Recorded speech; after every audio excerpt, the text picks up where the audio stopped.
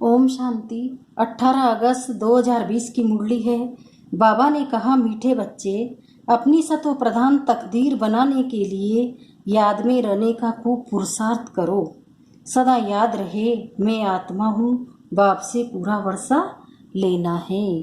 प्रश्न है, बच्चों को याद का चार्ट रखना मुश्किल क्यों लगता है? उत्तर है, क्योंकि कहीं बच्चे याद को यथार्थ समझते ही नहीं हैं। बैठते हैं याद में और बुद्धि बाहर भटकती है, शांत नहीं होती है। वो फिर वायुमंडल को खराब करते हैं। याद करते ही नहीं तो चार्ट फिर कैसे लिखे? अगर कोई झूठ लिखते हैं तो बहुत दंड पड़ जाता है। सच्चे बाप को सच बतलाना पड़े। गीत है, तकदीर जगाकर आई हूँ। ओम शांति। रूहानी बच्चों को फिर भी रूहानी बाप रोज रोज समझाते हैं कि जितना हो सके देही अभिमानी बनो, अपने को आत्मा निश्चय करो और बाप को याद करो, क्योंकि तुम जानते हो हम उस बेहद के बाप से बेहद सुख की तकदीर बनाने आए हैं। तो जरूर बाप को याद करना पड़े। पवित्र सतो प्रधान बनने बिगड़ सतो प्रधान तकदीर बना नहीं सकते। यह तो अच्छी रीति याद करो। मूल बात है ही एक। ये तो अपने पास लिख दो, वहां पर नाम लिखते हैं ना। तुम भी लिख दो, हम आत्मा हैं, बेहद के बाप से हम वर्षा ले रहे हैं, क्योंकि माया भुला देती है।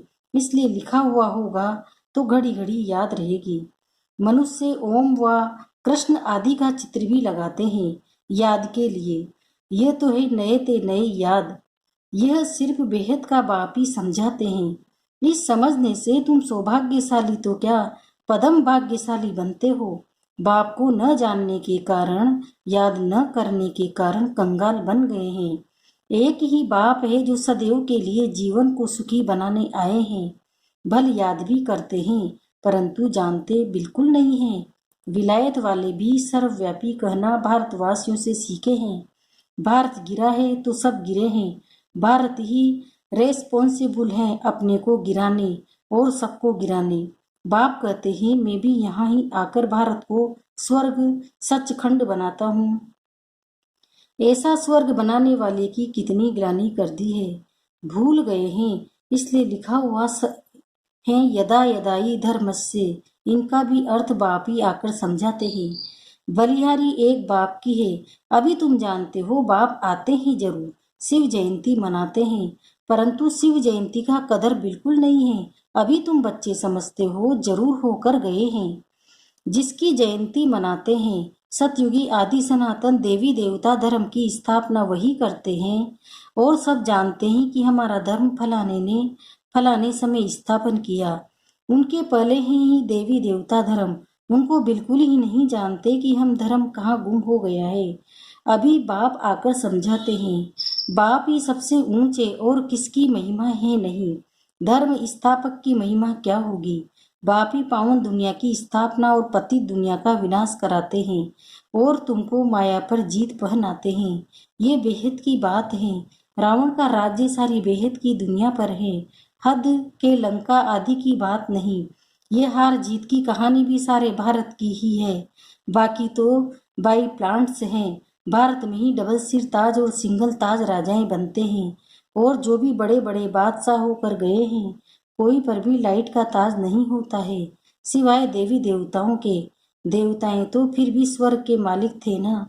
अब शिव बाबा को कहा ही जाता है परम पिता, पतित पावन। इनको लाइट कहाँ देंगे?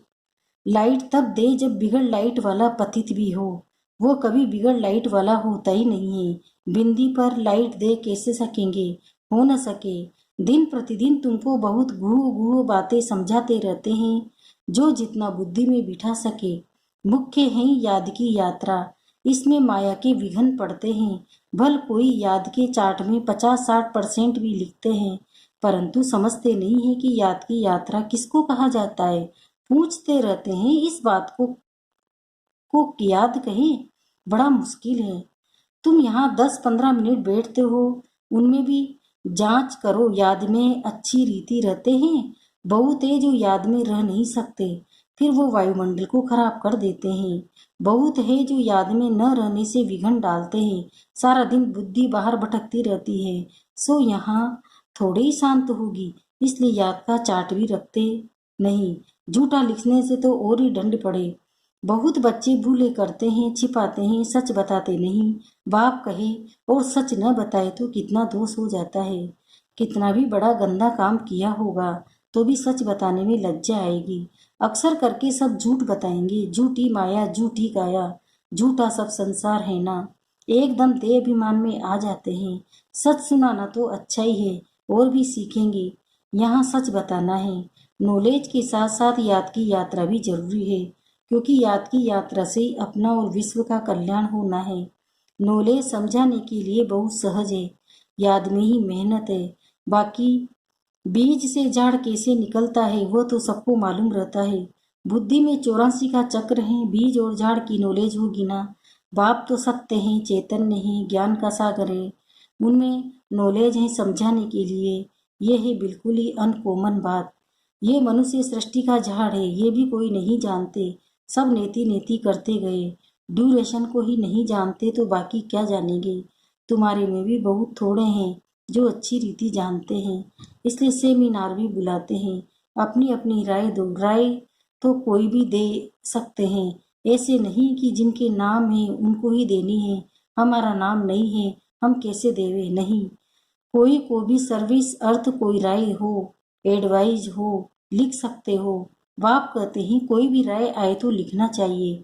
बाबा जी शिक्ति से सर्विस बहुत बढ़ सकती है। कोई भी राय दे सकते हैं। देखेंगे किस किस प्रकार की राय दी है। बाबा तो कहते रहते हैं किस युक्ति से हम भारत का कल्याण करें, सबको पैगाम देवे। आपस में विचार निकालो, लिख कर भेजो। माया ने सबको सुला दिया है। बाप आते ही जब मौत सामने होता है। अब बाप कहते हैं सबकी वानप्रस्थ अवस्था है। पढ़ो न पढ़ो, मरना जरूर है। तैयारी करो न करो, नई दुनिया जरूर स्थापन होनी है। अच्छे अच्छे बच्चे जो है वो अपनी तैयारी कर रहे हैं। सुदामा का भी मिसाल गाया हुआ है ना। चावल मुट्ठी ले आया बाबा, हमको भी महल मिलने चाहिए। है ही उनके पास चावल मुट्ठी तो क्या करेंगे। बाबा ने मम्मा का मिसाल बताया, चावल मुट्ठी भी नहीं ले आई, फिर कितना ऊंच पद पा लिया। उसमें पैसे की बात नहीं है, इसमें पैसे की बात नहीं है। याद में रहना है और आप समान बनाना है।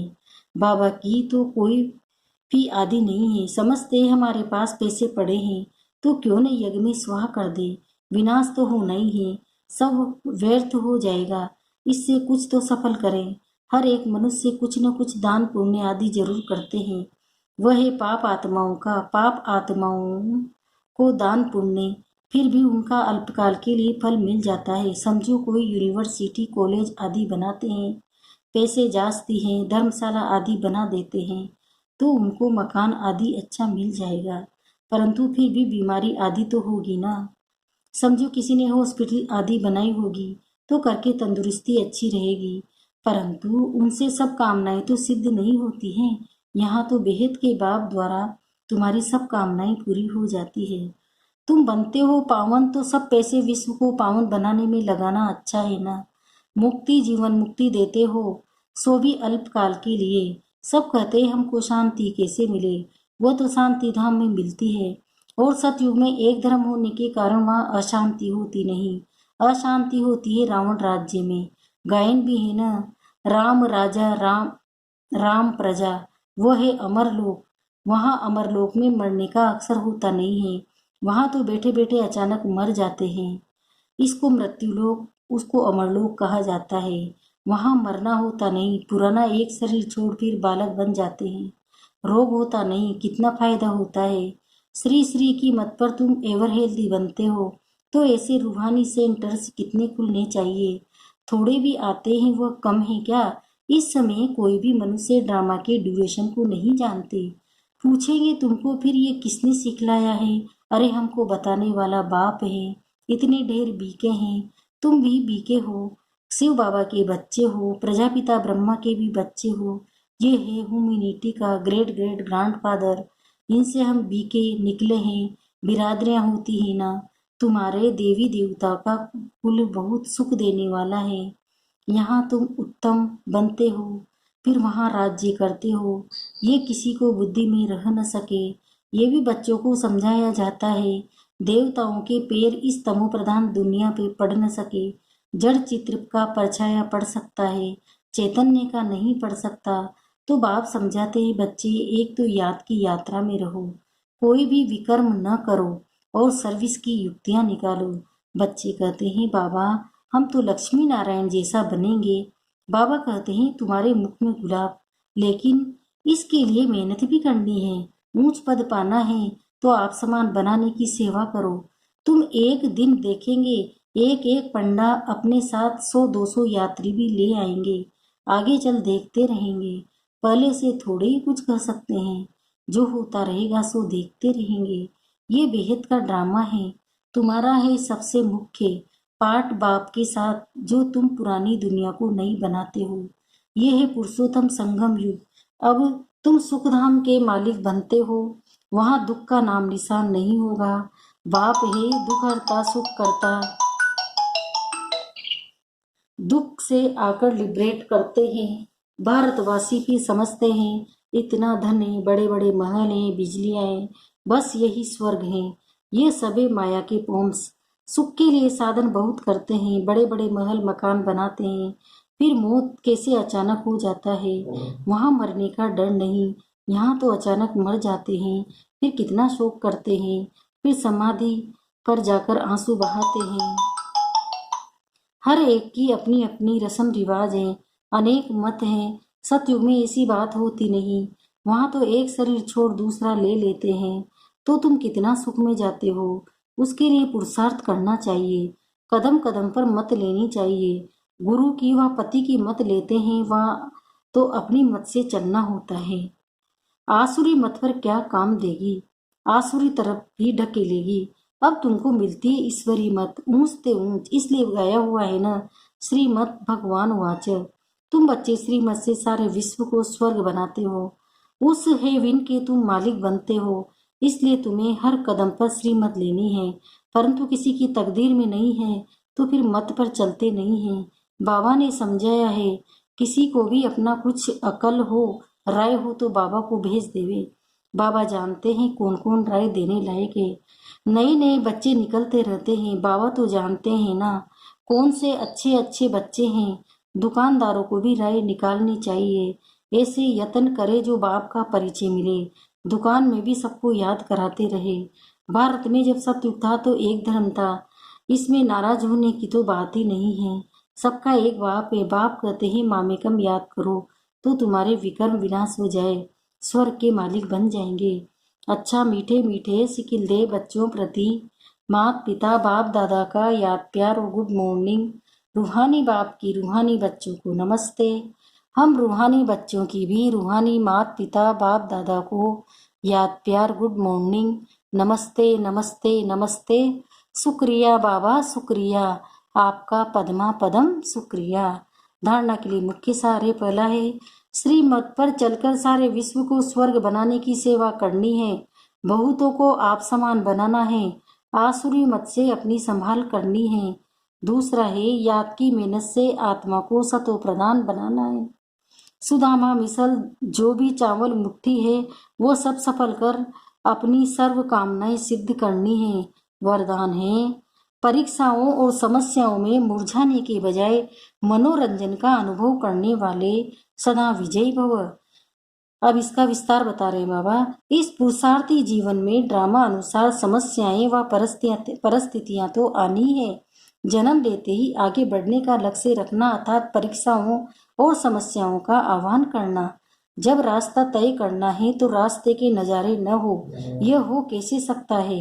लेकिन उन नज़ारों को पार करने के बजाय यदि करेक्शन करने लग जाते हो तो बाप की याद का कनेक्शन लूज हो जाता है और मनोरंजन के बजाय मन को मुरझा देते हो।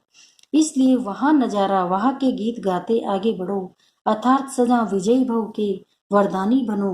स्लोगन है मर्यादा के अंदर चलना, माना मर्यादा पुरुषोत्तम बनना। ओम शांति।